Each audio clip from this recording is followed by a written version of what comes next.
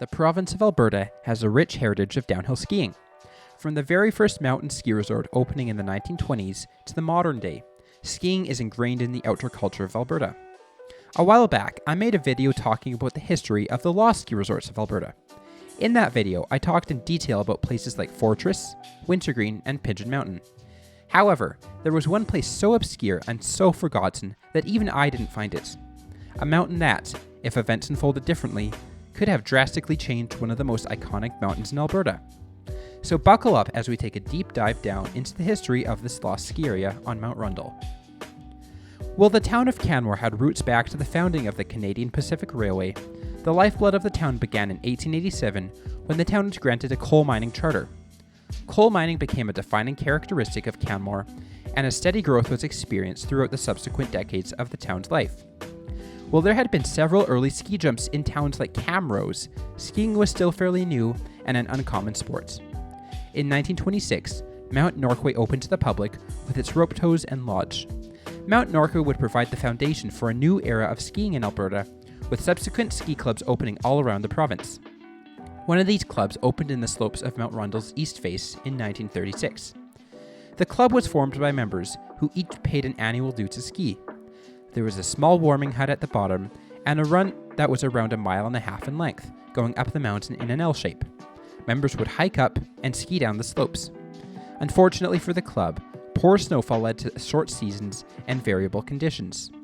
The ski club took a hiatus during World War II, but was brought back in 1946 with a new rope tow and another run. Ultimately though, the ski club only lasted a few more years until it closed in the late 1940s, with the rope tow and lodge being removed. The ski area sat dormant until 1966, when a business group from Calgary eyed up the site for a new ski area. The group planned to construct a 6,000-foot T-bar lift rising up 1,000 feet. Apparently, the vertical drop would have doubled the length of Mount Norquay's chairlift, not as steep and with flatter parts near the bottom. The group went on to call it a cross between Pigeon Mountain and Mount Norquay. The T-bar lift would have had a fairly low capacity of 800 people per hour. However, a mid-unload would have been present to service beginner terrain. Apparently, the mountain only averaged 60 inches or 5 feet of natural snow per year, even with the developers claiming the mountain was on par with Mount Norquay's snow quality.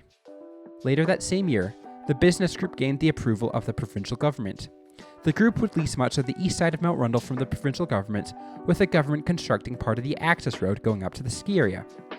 According to the spokesperson, the group hoped to start construction in the summer of 1967, with the ski resort opening to the public later that year. While originally, the project was slated to cost $100,000, this project soon ballooned to $270,000, and the development was pushed back a year. However, the developers remained optimistic that the run clearing would be completed by the summer of 1968, and that the ski resort was on track to completion. Much of the group's financing came from local Canmore residents, however other shares were sold to Calgarians. The group were able to build the access road and grade and clear out the ski runs and lift line. However, the project grinded to a halt after this, and development completely stopped.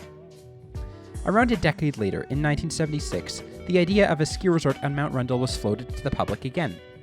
This was spurred on by the news that the last operating coal mine in Canmore would close soon, and the town seeked to recover economically.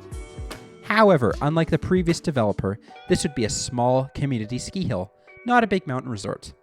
Ultimately, this project never went anywhere, and the town experienced its economic upturn in the 1980s with the Winter Olympics. Overall, I would classify the ski area on Mount Rundle to be abandoned, since it did once, though very briefly, have an operating lift on its slopes. Also, this ski area was half built before the developers ran out of money. However, I think that even if it was built, the project would have been doomed, much similar to Pigeon Mountain. The 5 feet of natural snow is laughable, and while Mount Rundle may be on the same snow belt as Mount Norquay, the much lower elevation would have ensured that limited snow would have melted faster.